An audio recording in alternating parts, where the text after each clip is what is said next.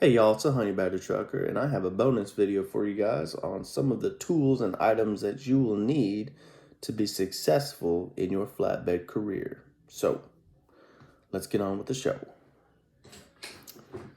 First thing I got, it's called a winch roller. What you do is you stick this inside of the winch on the trailer, and you roll up your straps a little bit faster. It saves your forearms, it saves your wrists, because a lot of these winches are not lubricated or well taken care of, so they may be a little stiff. Which brings me to my next point: carry some type of either WD-40 or PB Blaster, can of that, or white lithium. I think white lithium grease, something to kind of seize up or unseize anything that's kind of stiff. Definitely gonna want one of those. This is not provided to you from P&S. You will get the load bar, the bungees, tarps, edge protectors, chains and binders. You'll get all that, but you won't get this. So you'll have to buy this. Now, most of this stuff, I got this on Amazon. This one was like $21. There's other ones out there that you can buy. With anything that you see here, I would suggest not going to a truck stop and purchasing, because one, they're going to be marked up at least 30 to 40%.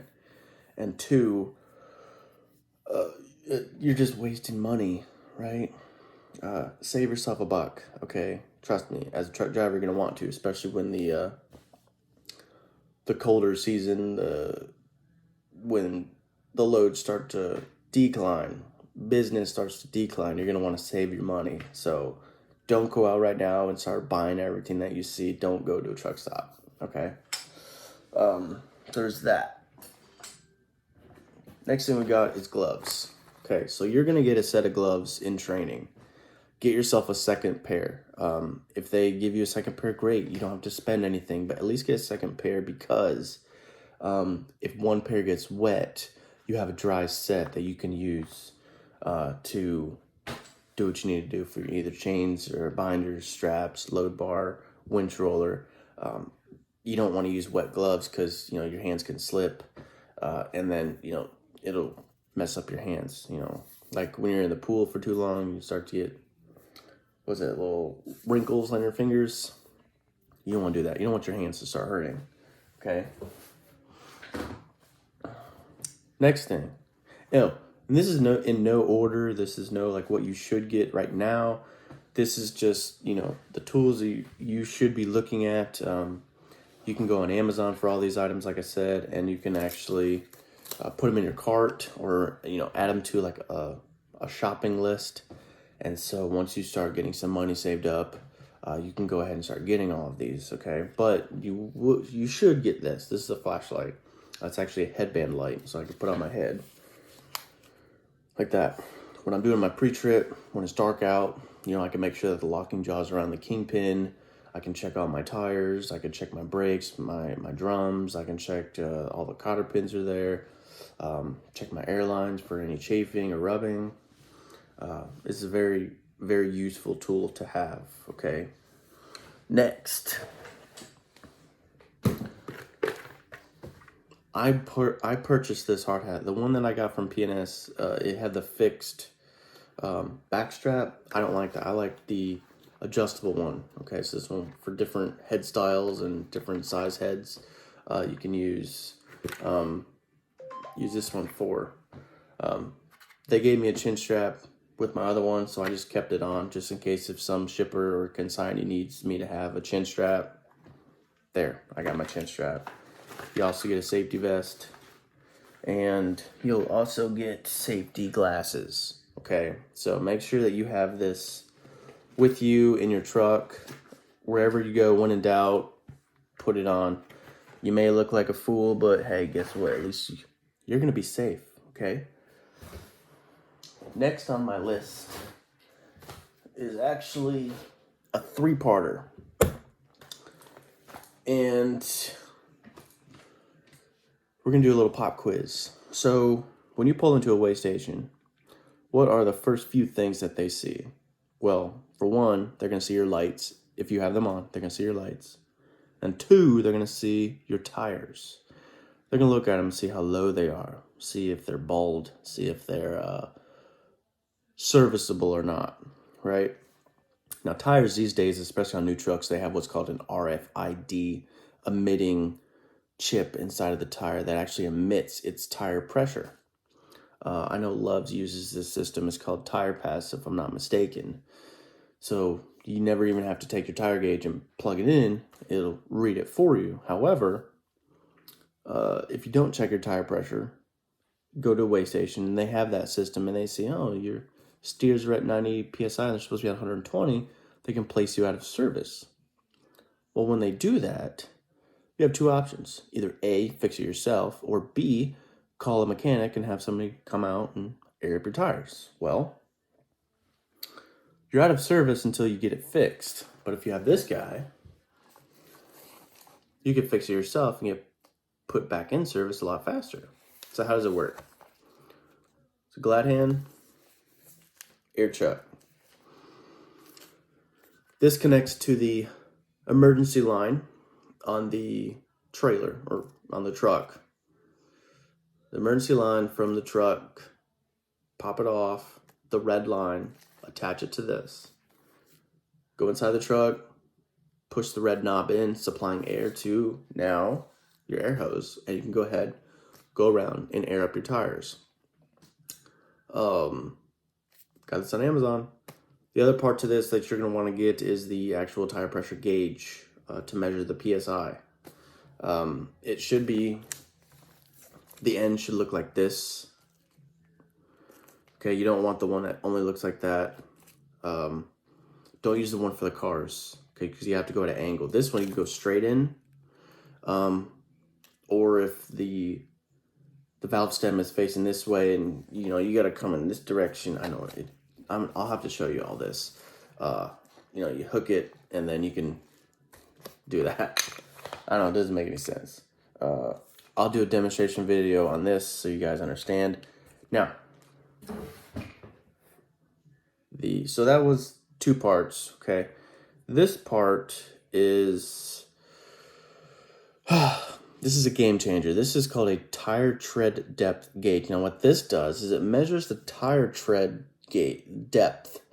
Because you know, we should have at least 4 30-seconds on the front tires, correct? And at least 2 30-seconds on the any other tire of the truck or trailer, okay? We'll check on learning. So this gives you 30 seconds. So you measure how much tread depth is inside of your tires. This is probably one of the most important things that you should have in your truck, in your arsenal, in your toolbox, okay? Because, like I said, I don't have my book. That green book tells you everything you need to know, and this is one thing that you can prevent yourself from getting a citation or a violation for. Get it? All right. Next is some type of clipboard or paper holding device. Like I got my ruler in here for my paper logs. I got spare paper logs. I got all my logging information for all the systems that I use in the truck. So, and it'll help keep all my paperwork dry and in a nice, safe place. Okay. We'll wait for that one. Oh, here we go. So, some of you guys have never been to a truck stop, or if you have, you've never been into a shower, or if you have, you know that the floor is most of the time dirty. So, get yourself a nice pair of shower shoes. Now, for the 2 weeks that I was out on the road, I only wore these in the shower. That's nasty. So, protect your feet from infections, bacteria, dirt, grime. No, thank you. I'll wear my shower shoes, okay? Next. Oops. Some type of GPS system. Okay, so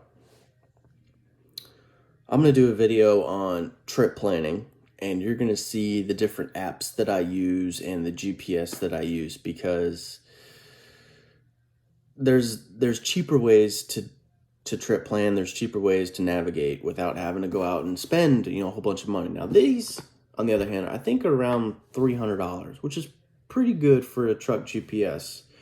And it does show traffic and weather and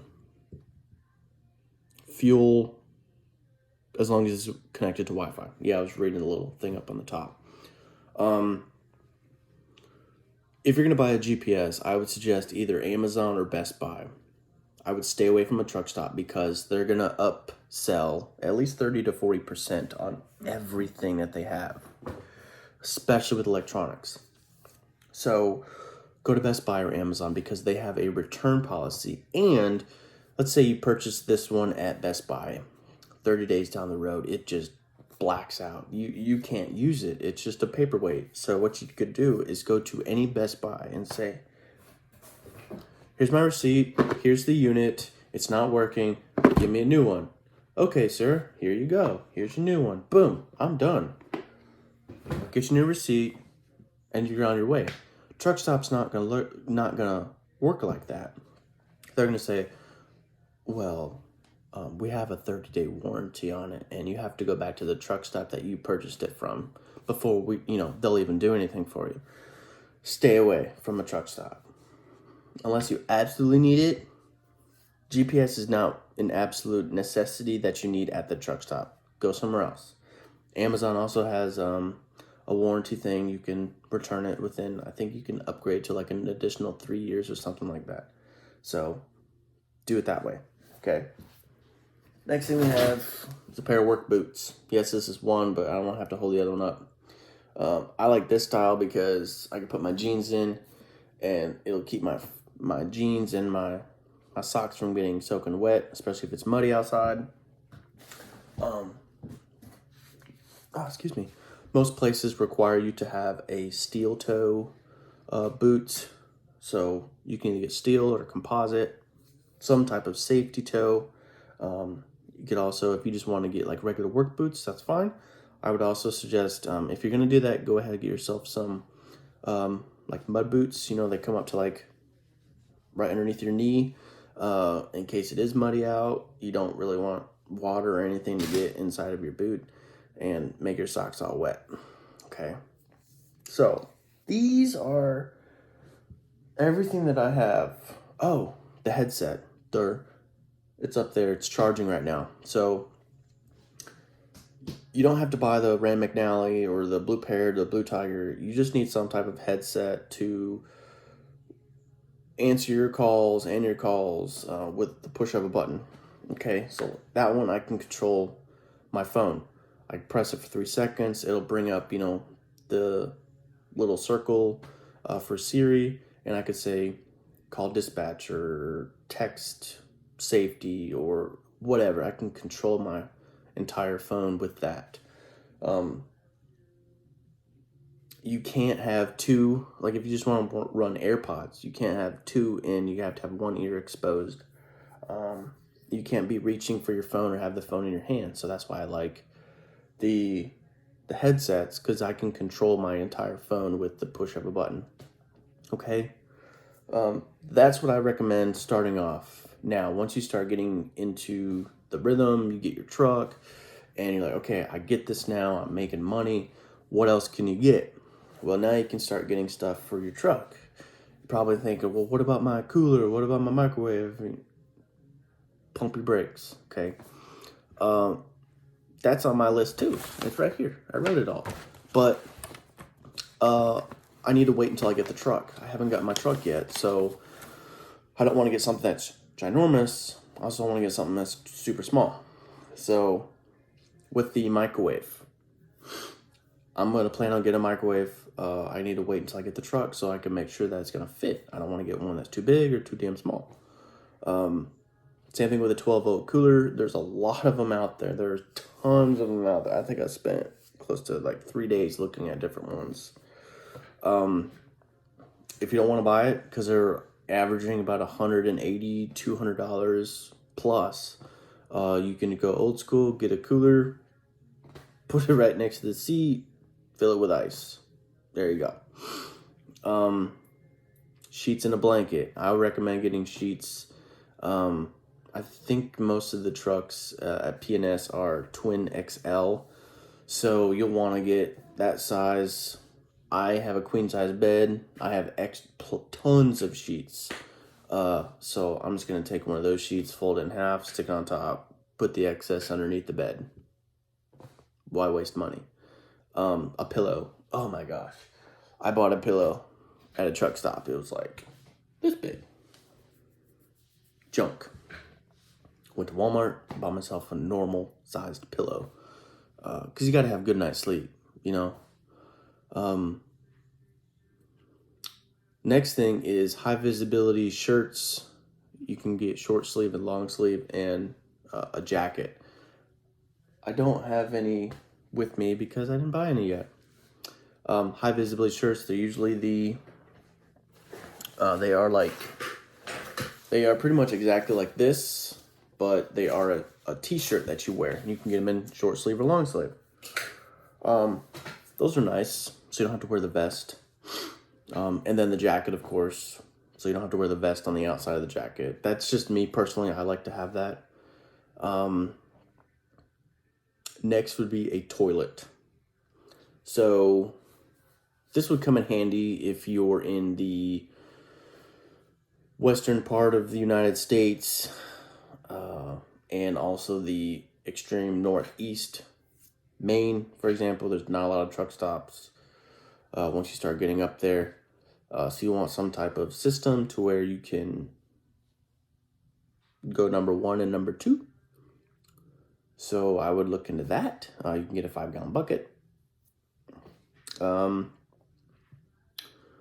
CB radio. So CB radios have been in trucks for decades. I'm talking like decades. So I would get yourself one.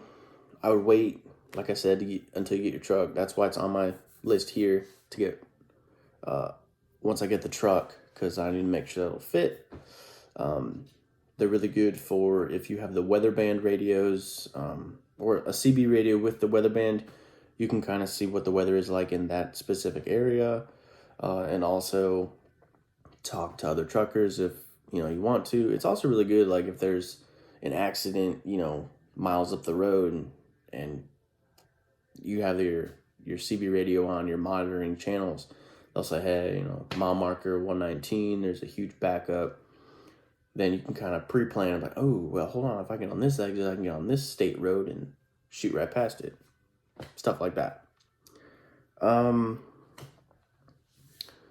A telescoping ladder was on a list. I'm not sure why, but if you got a tarpa load that's super tall, first of all, you got to figure out if you're even going to take it. If it's over 13.6, hold on, we're not even going to get into that. Nix that. No. We're just going to wait on that one.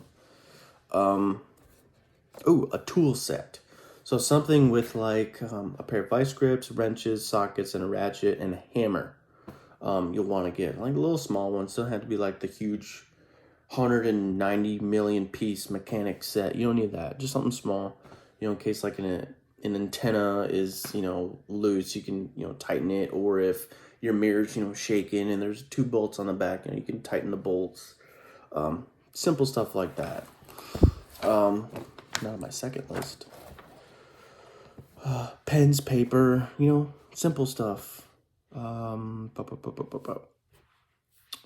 We are getting into the colder months, so I would recommend these 3 items: a push broom, a shovel, like a snow shovel, and some salt, like rock salt that you put like on driveways and stuff. You never want to put a pallet on top of snow on your trailer. Once you start going, that snow starts to melt, then your pallet's going to settle. Your straps are going to be 100% loose. It's very scary. It's deadly. It's against the law. Don't do it. Make sure that your trailer is 100% clean whenever you get loaded.